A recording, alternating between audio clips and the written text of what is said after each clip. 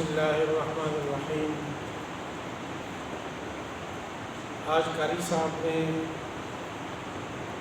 نماز تراویح میں 1.25 سپارہ تلاوت کی ہے، جس میں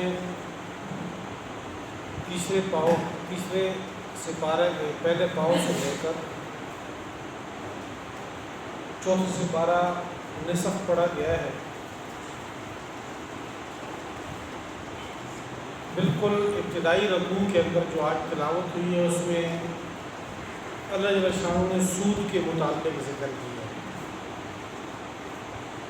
یا ایھا الذین آمنوا اتقوا اللہ وذروا ما بقی من الربا ان کنتم مؤمنین فإن لم تفعلوا فأذنوا بحرب من اللہ ورسولہ وإن تبتم فلکم رؤوس أموالکم لا تظلمون ولا تظلمون۔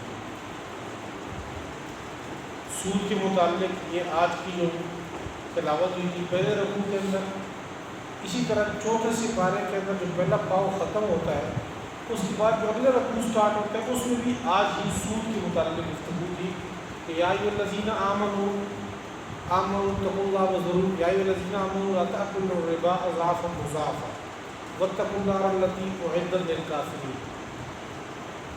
پہلے رکوع میں تھا کہ ایمان والو سود کو چھوڑو، اگر تم ایمان والے ہو تو سود کو چھوڑو۔ اس رکوع میں ہے کہ اے ایمان والو سود کو مت کھاؤ، اور ساتھ یہ ہے کہ ڈرو اس آگ سے جو اللہ تعالیٰ نے کافروں کے لیے تیار کیا ہے، وہ کافروں کے لیے، لیکن اگر تم سود نہیں چھوڑو گے تو اللہ تعالیٰ وہی عذاب تمہیں لا کے دے گا۔ اور اس رکوع میں اللہ جل شانہ فرماتے ہیں کہ اگر تم سود نہیں چھوڑتے فَأَذَنُوا بِحَرْبٍ مِّنَ اللَّهِ وَرَسُولِهِ، اللہ اور اللہ کے رسول سے لڑائی کے لیے تیار ہو جائیں۔ اب ہم یہ تو ہنر ہوتے ہیں کہ جی ہمارے اوپر آزمائش آ گئی ہے، بیماری آ گئی ہے، وبا آ گئی ہے، پھر اوپر سے جب کوئی بندہ نصیحت کرے کہ جی قوم میں جھوٹ عام ہے، فحاشی عام ہے، تو الٹا اس بندے کو پڑتے ہیں کہ بھائی جناب ہم کہاں کی جھوٹے ہیں، ہم نے کہاں کی دغا بازی دھوکہ بازی ہمارے اندر۔ اب اللہ فرماتے ہیں کہ سود کو چھوڑ دو۔ کراچی سے لے کر خیبر تک، کوئٹہ سے لے کر گلگت تک ہمارے سارے بینکوں میں سود باقاعدہ ہو رہا ہے۔ صرف سود بینکوں میں کیا ہو رہا ہے، پوری ہماری معیشت سود کے اوپر کھڑی ہے۔ ادھر اللہ تعالیٰ کہہ رہے ہیں کہ فَأَذَنُوا بِحَرْبٍ مِّنَ اللَّهِ وَرَسُولِهِ، اللہ اور اللہ کے رسول کے ساتھ لڑائی کے لیے تیار ہو جائے۔ یہ تو سر پاکستان جو اسلامی مملکت ہے اس کا حال ہے، پوری دنیا کی معیشت سود کے اوپر کھڑی ہے، کوئی عرصے سے سود چل رہا ہے، تو اللہ تعالیٰ کو غصہ ہے۔ پھر کہتے کہ جی اللہ تعالیٰ نے یہ وبا اور آزمائش کیوں دی، ہم تو اس یعنی کہ ہمارے اتنے گناہ نہیں ہیں جتنی ہمارے اوپر آزمائشیں آ رہی ہیں، تو ہمارے گناہ کافی زیادہ ہیں، اللہ اور اللہ کے رسول سے ہم لڑائی کے لیے تیار ہوئے پڑے، لیکن ہمیں اس کی خبر نہیں۔ اللہ فرماتے ہیں یمحق اللہ الربا ویربی الصدقات، اللہ سود کو مٹاتے ہیں اور صدقات میں بڑھوتری اور اضافہ کرتے ہیں۔ یعنی آپ صدقہ دو، زکوٰۃ، خیرات، صدقات، بظاہر مال کم ہو رہا ہے، اللہ فرماتے ہیں میں مال میں اضافہ کر دیتا ہوں۔ سود کی وجہ سے مال میں اضافہ محسوس ہوتا ہے کہ سود کی وجہ سے پیسہ آ رہا ہے، لیکن در حقیقت اللہ فرما رہے ہیں اللہ یمحق اللہ الربا، اس سود کو میں مٹاتا ہوں۔ سود خور کبھی بھی اس کے ہمیشہ 19 ہو، کبھی 20 پورا نہیں ہوگا۔ آگے سورہ آل عمران ہے۔ آل عمران یہ حضرت عمران کا خاندان ہے، جو حضرت مریم کے والد ہیں، ان کا نام عمران تھا، تو ان کے نام سے یہ سورت موسوم ہوئی ہے۔ وہ یوں کہ یمن کے قریب ایک علاقہ ہے نجران، وہاں کے کچھ عیسائی 60-70 کی تعداد میں کچھ عیسائی آئے اور آپ صلی اللہ علیہ وسلم کے پاس تشریف لائے ہوئے، ان کے پاس آئے، ان میں کچھ پادری تھے، کچھ ان کے وڈیرے تھے، سیاسی لیڈر تھے، اور کچھ سوال و جواب ہوئے آپ صلی اللہ علیہ وسلم کے پاس۔ تو باقاعدہ یوں سمجھے تو اس کو ایک مناظرے کی شکل اختیار کرنا، تو اس کے متعلق شروع کی 70-80 آیات سورہ آل عمران کی اس کے متعلق نازل ہوئی۔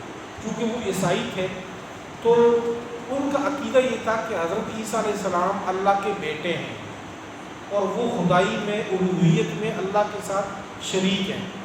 تو آپ صلی اللہ علیہ وسلم نے پوچھا ان سے کہ اللہ تعالیٰ کسی سے پیدا ہوئے؟ تو انہوں نے کہا کہ نہیں، وہ تو کسی سے پیدا نہیں ہوئے۔ تو حضرت عیسیٰ، انہوں نے کہا وہ حضرت مریم سے پیدا ہوئے۔ تو آپ صلی اللہ علیہ وسلم نے پوچھا ان سے کیا اللہ تعالیٰ کھاتے پیتے ہیں؟ انہوں نے کہا نہیں۔ حضرت عیسیٰ علیہ السلام، انہوں نے کہا وہ کھاتے پیتے ہیں۔ عیسیٰ علیہ السلام پر فنا آئی ہے کہ نہیں؟ تو کہتے ہیں فنا آئی گی کہ نہیں؟ ان کا تو ویسے بھی یہ عیسائیوں کا عقیدہ ہے کہ حضرت عیسیٰ علیہ السلام ہمارے گناہوں کی بدولت سولی پہ چڑھ کے موت پا چکے ہیں، تو فنا کا عقیدہ تو ہے، تو اللہ کی تو فنا نہیں ہے۔ تو آپ صلی اللہ علیہ وسلم نے کہا، ان سے فرمایا کہ آپ کہتے ہیں کہ حضرت عیسیٰ علیہ السلام اللہ کے بیٹے ہیں، باپ اور بیٹے میں کچھ نہ کچھ مشابہت ہوتی ہے، کوئی مماثلت ہوتی ہے، کوئی برابری ہوتی ہے۔ اللہ تعالیٰ کسی سے پیدا نہیں ہے، بیٹا پیدا ہے جس کو آپ بیٹا بنا رہے ہیں، وہ کھاتے پیتے نہیں ہیں، کھاتے پیتے ہیں، اس میں فنا نہیں ہے، اس میں فنا ہے۔ وہ حی القیوم ہے، اس کے اوپر موت بھی ہے اور وہ قیوم بھی نہیں ہے۔ تو پھر آپس ان دونوں میں جب مماثلت کسی چیز میں بھی نہیں ہے تو آپ کیسے بیٹا بناتے ہیں؟ تو ان کے کچھ شبہات تھے کہ جی حضرت عیسیٰ علیہ السلام وہ بغیر باپ کے پیدا ہوئے۔ اللہ تعالیٰ نے ان سے کہا ان مثل عیسیٰ عند اللہ کمثل آدم خلقہ من تراب ثم قال له کن فیکون۔ اگر بغیر باپ کے پیدا ہونا یہ الوہیت کی نشانی ہے، بیٹا ہونے کی نشانی ہے، تو حضرت آدم زیادہ حقدار اس بات کے کہ اس کو اللہ کا بیٹا سمجھا جائے اور اس کی پوجا کی جائے، کیونکہ وہ بغیر باپ کی بھی پیدا ہے، بغیر ماں کے بھی پیدا ہے۔ جب حضرت آدم کو تم نہیں پوجتے، اس میں الوہیت کی صفات نہیں مانتے، اس کو اللہ کا بیٹا نہیں کہتے، تو حضرت عیسیٰ علیہ السلام کو کیوں کہتے ہیں؟ حالانکہ حضرت آدم علیہ السلام سے وہ تو درجے میں اس میں کم تر ہے، اس معجزے کے لحاظ سے۔ دوسری بات ہم نے کہا کہ حضرت عیسیٰ علیہ السلام کے ہاتھ میں جو اللہ تعالیٰ نے شفا دی تھی، وہ کہتے تھے کہ ان کے ہاتھ میں شفا تھی۔ ایک تو یہ تھا کہ وہ مردوں کو زندہ کر دیتے تھے، پرندے بنا کے اس میں روح پھونک دیتے تھے۔ اسی طرح جو لوگ گھر سے کھا کے آتے ہیں، عیسیٰ علیہ السلام بتاتے کہ تم گھر میں ہی کھا کے آئے، چھوڑ کے آئے، تو یہ الوہیت کی نشانی ہے۔ اس کا جواب ان آیات میں دیا گیا اس صورتوں میں کہ بھئی وہ الوہیت کی نشانی نہیں، وہ تو حضرت عیسیٰ علیہ السلام خود کہتے ہیں کہ بِإِذْنِ اللہ کہ یہ کام میں کر رہا ہوں لیکن اللہ کی اجازت سے۔ یہ تو معجزات ہیں، اور معجزات تو صرف عیسیٰ علیہ السلام کے ساتھ خاص نہیں ہیں، معجزات تو 1,24,000 کم و بیش انبیاء کو دیے گئے ہیں۔ اگر معجزات کی وجہ سے حضرت عیسیٰ علیہ السلام کو تم اللہ کا بیٹا کہتے ہو تو پھر باقی پیغمبروں کو بھی اللہ کا بیٹا کہنا شروع کر دو آپ لوگ، کیونکہ ان کو بھی معجزات ملے۔ حضرت صالح علیہ السلام پتھر کے اندر سے مونگی نکالے، حضرت موسیٰ علیہ السلام ہاتھ بغل میں دے باہر نکالے تو سورج سے زیادہ چمکنے لگ جائے، اصحاب کو زمین میں پھینکے تو سانپ اژدہا بن جائے، آپ صلی اللہ علیہ وسلم چاند کو اشارہ کریں چاند کے 2 ٹکڑے ہو جائیں۔ تو جب ان کو آپ خدا نہیں بناتے تو حضرت عیسیٰ علیہ السلام کو بھی اسی طرح کا معجزہ ہے، تو وہ معجزات یہ خدائی کے لیے نہیں ہوتے بلکہ وہ نبوت کے ثابت کرنے کے لیے ہوتے ہیں۔ تو ان آیات میں اسی چیز کا ذکر ہے۔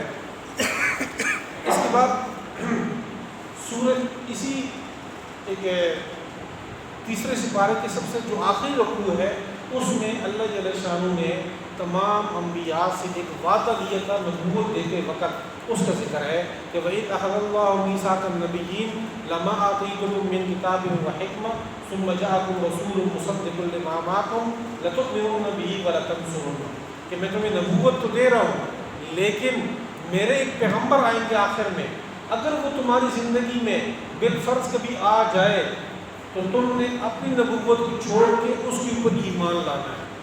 لَتُؤْمِنُنَّ بِهِ وَلَتَنصُرُنَّهُ پھر تم نے اس پیغمبر کی مدد کرنی ہے۔ اب یہ اللہ تعالیٰ کے علم میں یہ بات تھی کہ آخری جو پیغمبر آئے وہ ان کی زندگی میں نہیں آئے گا، تو پھر یہ وعدہ کیوں لیا گیا؟ تو یہ وعدہ اس لیے لیا گیا تاکہ ان پیغمبروں کی جو آگے امت ہوگی تو یہ ان کو سمجھانے کے لیے کہ جب تمہارے پیغمبر سے یہ اس بات کا عہد لیا گیا تھا تو تم کے اس کھیت کی مولیوں جب اس پیغمبر پہ ایمان نہ لاؤ. حضرت موسیٰ علیہ السلام مثال کے طور پر ان سے یہ وعدہ لیا گیا کہ جب آخری پیغمبر تمہاری زندگی میں آئے تو آپ نے اس پیغمبر پر ایمان لانا ہے. تو پھر یہودی کس بات کی موری کو ایمان نہ لائے؟ حضرت عیسیٰ علیہ السلام کو یہ کہا گیا کہ آپ کی زندگی میں اگر وہ آخری پیغمبر آئے تو آپ نے اس پہ ایمان لانا ہے. تو پھر عیسائی کس کو عیسائیوں کو کیا اعتراض ہے کہ جی ہم ایمان نہیں لائیں گے؟ لہٰذا امت کو پیغام ہے کہ آپ نے بھی ان پہ ایمان لانا ہے. اس کے بعد اور بھی مختلف قسم کے اس میں مسائل پر گفتگو کی گئی ہے.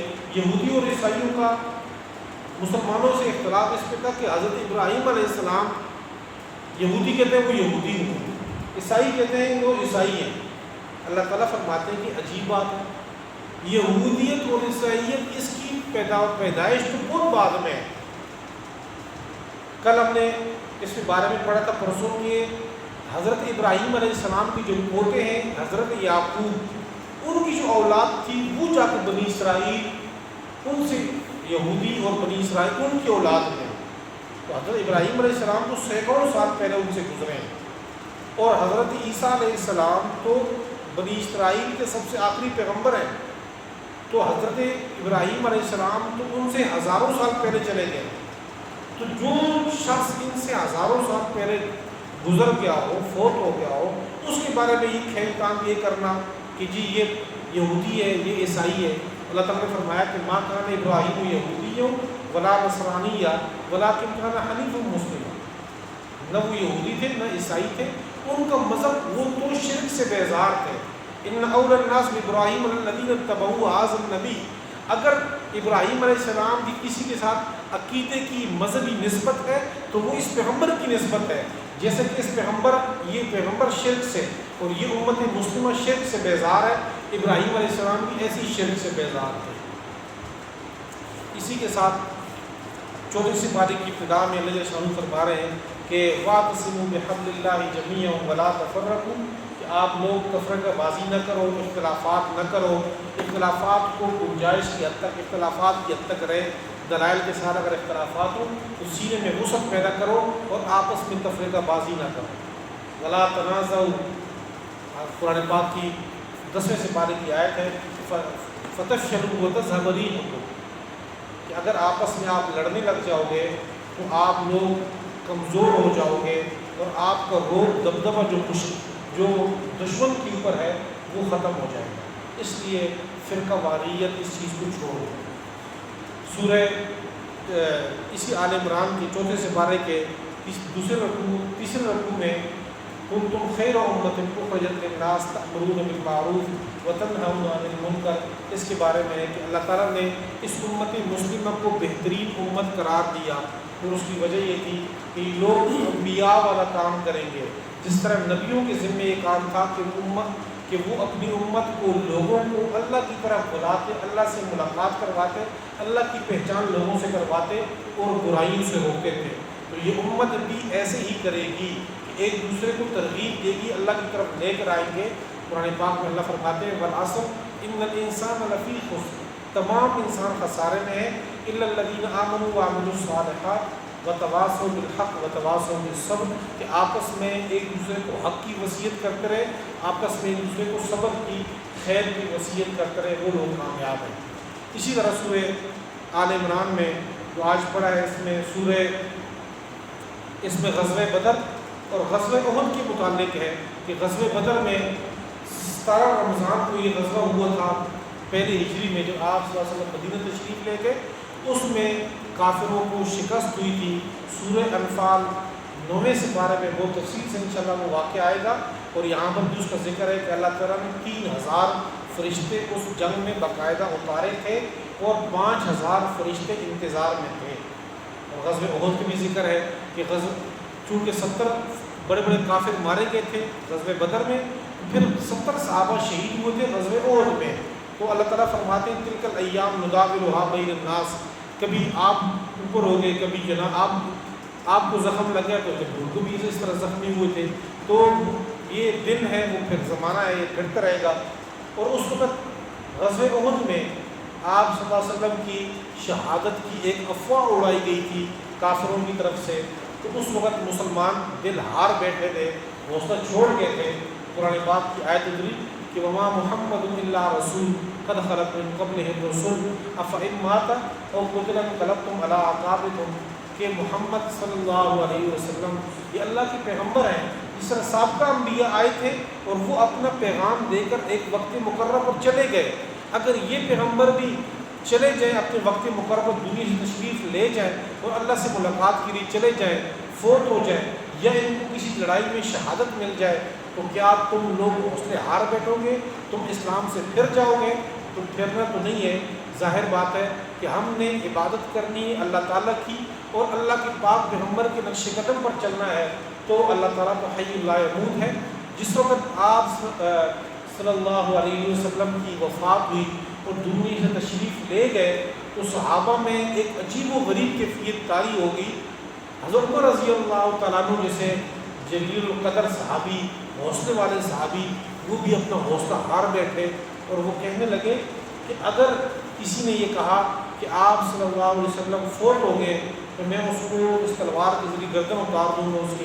اس وقت حضرت بکر صدیق رضی اللہ تعالیٰ عنہ آگے بڑھے، آپ صلی اللہ علیہ وسلم کا ماتھا چوما اور اس کے بعد کھڑے ہو کے یہی آیات تلاوت کی کہ وما محمد الا رسول قد خلت من قبلہ الرسل افإن مات او قتل انقلبتم علی اعقابکم، یہ آیات تلاوت کی اور اس کے بعد یہ فرمایا کہ من کان یعبد محمدا فإن محمدا قد مات ومن کان یعبد اللہ تعالی فإنہ حی لا یموت، کہ جو بندہ آپ صلی اللہ علیہ وسلم کی عبادت کرتا تھا تو وہ سن لے کہ آپ صلی اللہ علیہ وسلم تو فوت ہو گئے، اور جو بندہ اللہ کی عبادت کرتا تھا تو وہ سمجھ لے کہ فإنہ حی لا یموت، اللہ تعالیٰ زندہ ہے اور اپنی حالت میں اسی طرح موجود ہے، وہ عبادت کو اسی طرح برقرار رکھے، اسلام کے احکام پر اسی طرح عمل کرے۔